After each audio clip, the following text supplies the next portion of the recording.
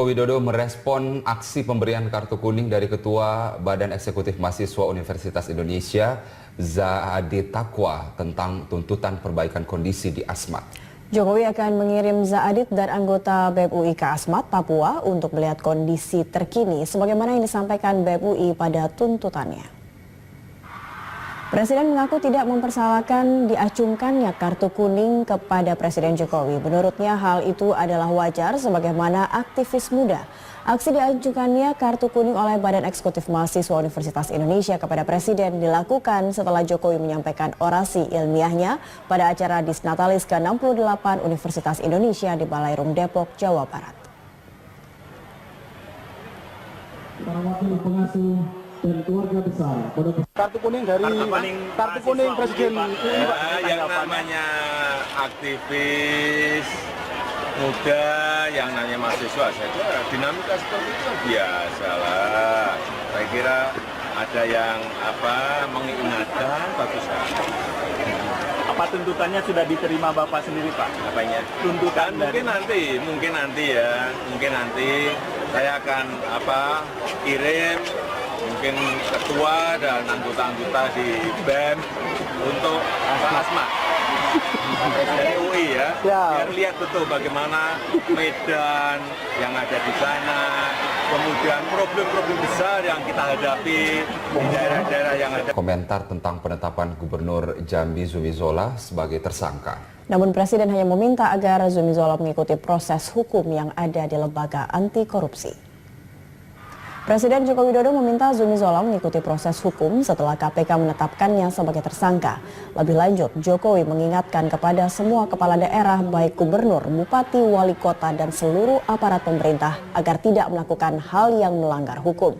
Sebagaimana diketahui, Zumi ditetapkan sebagai tersangka oleh KPK pada 24 Januari lalu. Zumi diduga menerima gratifikasi sebesar 6 miliar rupiah dalam kaitan sejumlah proyek di Jambi. KPK juga telah menetapkan anak buahnya Arfan yang menjabat sebagai PLT Kadis PU Jambi. Arfan telah lebih dulu ditetapkan sebagai tersangka dalam kasus dugaan bagi-bagi duit ke sejumlah anggota DPRD Jambi.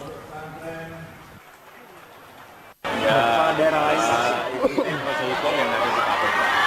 Dan perlu juga saya ingatkan kepada semuanya, baik wali kota maupun seluruh aparat, agar semuanya tidak melakukan hal yang. Partai Gerindra Fadlison mengatakan Gerindra mendukung Prabowo Subianto maju sebagai calon presiden di Pilpres 2019. Namun ia juga menegaskan masih akan melihat perkembangan terkait kemungkinan calon presiden alternatif.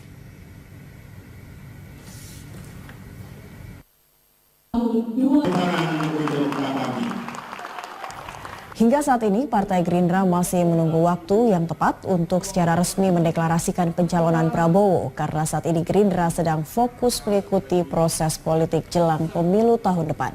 Sementara itu, untuk kemungkinan munculnya calon presiden alternatif dari Gerindra, Wakil Ketua DPR ini menjelaskan pihaknya masih akan melihat peluang yang ada. Karena partai dibatasi dengan aturan presidential threshold 20%. Sementara Partai Gerindra hanya memiliki 73 kursi di DPR atau sebanyak 13% yang mengharuskan adanya koalisi dengan parpol lain.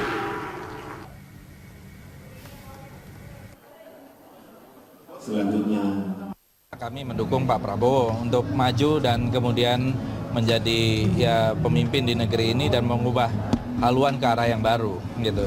Nanti kita lihat yang lain ya tentu silakan melalui proses politik yang masih panjang ini. Sekarang ini kan MK itu tidak memberikan ruang untuk 0% bagi yang dicalonkan sehingga kita dibatasi oleh jumlah presidential threshold, itu pun presidential threshold yang lalu.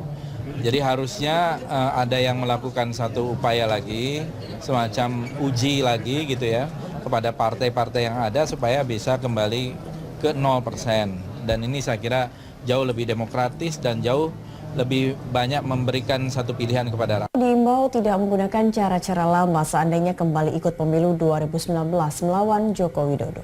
Lingkaran Survei Indonesia atau LSI, Denny J.A. menganggap strategi lama tak akan membawa kemenangan untuk Prabowo di Pilpres mendatang. Ketua Umum Partai Gerindra Prabowo Subianto diprediksi akan kembali berduel melawan Jokowi pada Pilpres 2019. Perkiraan itu muncul karena Prabowo menjadi satu-satunya capres potensial yang memiliki elektabilitas dan tingkat pengenalan tinggi berdasarkan hasil survei. Pada survei yang melibatkan 1.200 responden dan dipilih dengan metode multi-stick random sampling, Prabowo disebut menjadi capres paling populer karena dikenal oleh 92,5% responden. Namun peneliti LSI mengatakan jika Prabowo nantinya bakal kembali mencalonkan diri sebagai capres, sebaiknya tidak menggunakan cara lama karena itu tidak akan membuatnya berhasil. Ini ditetapkan sebagai tersangka tepatnya pada Sabtu 3 Februari, Gubernur Jambi Zumi Zola meminta maaf di depan awak media. Permintaan maaf ini dikhususkan kepada masyarakat Provinsi Jambi. Gubernur Jambi Zumi Zola mengungkapkan permohonan maafnya kepada masyarakat terutama dalam hal pelayanan yang kurang. Selain itu, dia juga menyampaikan rasa terima kasihnya kepada masyarakat Jambi dan keluarganya yang masih tetap memberi dukungan untuknya. Ia mengaku tetap akan menghormati proses hukum yang sedang menjerat dirinya. Sebelumnya, Zumi Zola ditetapkan sebagai tersangka oleh KPK pada 24 Januari lalu. Zumi diduga menerima gratifikasi sebesar 6 miliar rupiah dalam kaitan sejumlah proyek di Jambi.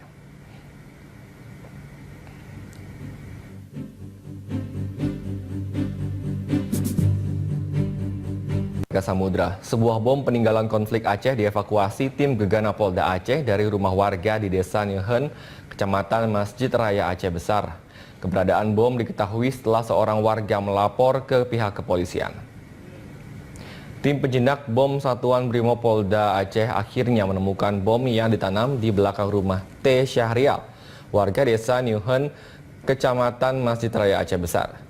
Bom rakitan dengan panjang 40 cm, berdiameter 65 cm, dan berat 25 kg ini ditemukan persis di belakang rumah warga yang masih dalam proses pembangunan.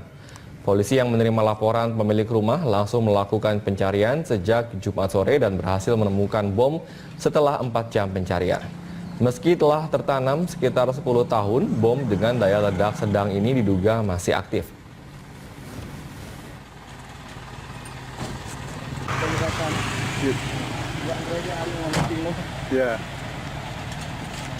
Yang mana pada saat ditanam oleh tersangka, yang tersangka sudah meninggal dunia pada saat kontak senjata, beliau melihat langsung dari jarak kejauhan bahwasanya bom tersebut memang situ ditanam.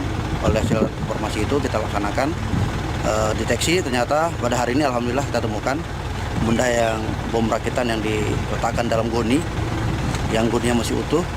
Kemudian pada saat kita angkat, bom rakitan tersebut dalam keadaan masih utuh dan masih baik. Kemudian untuk hari selanjutnya kita melaksanakan disposal.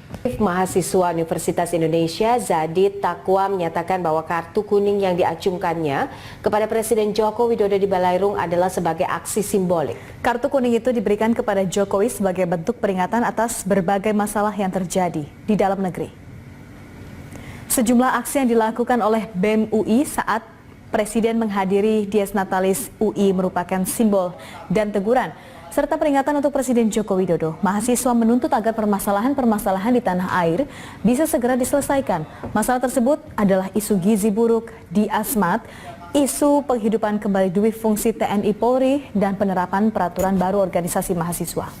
Aksi yang kami lakukan adalah aksi damai, aksi simbolik yang diselenggarakan di 2 tempat. Yang pertama itu adalah di stasiun UI, yang kedua di dalam Balairung.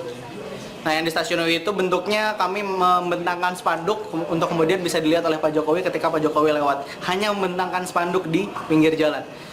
Kemudian yang di luar, yang di dalam Balairung itu saya, kemudian di depan Pak Jokowi meniupkan peluit, kemudian mengacungkan kartu kuning sebagai peringatan kepada Pak Jokowi untuk kemudian menyelesaikan tugas-tugasnya yang belum selesai di negara Indonesia ini. Sampai hari ini banyak hal yang dilakukan oleh Jokowi, Pak Jokowi, tapi masih lebih banyak hal-hal yang belum selesai gitu. Jadi kami kembali memberikan peringatan kalau misalkan banyak yang belum selesai dan banyak yang harus dikerjakan sebelum masa jabat Pak Jokowi itu sendiri berakhir. Lapangan bulu tangkis di kantor PPGP Ansor Kerabat Raya Jakarta Pusat. Acara peresmian ini mengusung tema menjaga Indonesia dan merawat keberagaman melalui bulu tangkis. Pembangunan lapangan bulu tangkis ini disponsori oleh mantan atlet bulu tangkis Indonesia Haryanto Arbi dan diperuntukkan untuk umum. Ketua Umum GP Ansor Yakut Khalil Koumas menyatakan kehadiran lapangan bulu tangkis ini akan menyatukan seluruh elemen bangsa karena olahraga tidak mengenal adanya perbedaan suku, agama, dan ras atau sara. Menurutnya, GP Ansor menjadi terdepan melawan siapapun yang berencana menghancurkan keberagaman di Indonesia. Sementara legenda bulu tangkis Indonesia Haryanto Arbi menyatakan kehadiran lapangan bulu tangkis ini dimaksudkan untuk meningkatkan kerjasama di bidang pembinaan prestasi atlet.